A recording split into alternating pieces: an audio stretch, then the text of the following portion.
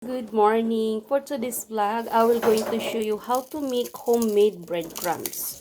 So, we have leftover bread from the free.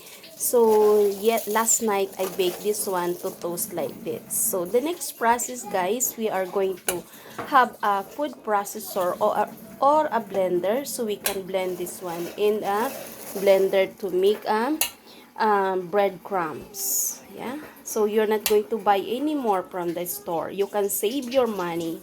Bullet. This is our food processor now. Okay,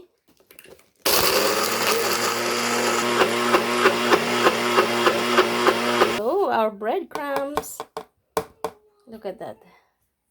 Look at the breadcrumb, guys. And this is for the next batch, guys. You know what, guys? Making very fine siya, guys. I think that's it. So, guys, pangalawang batch. Pangatlo pala.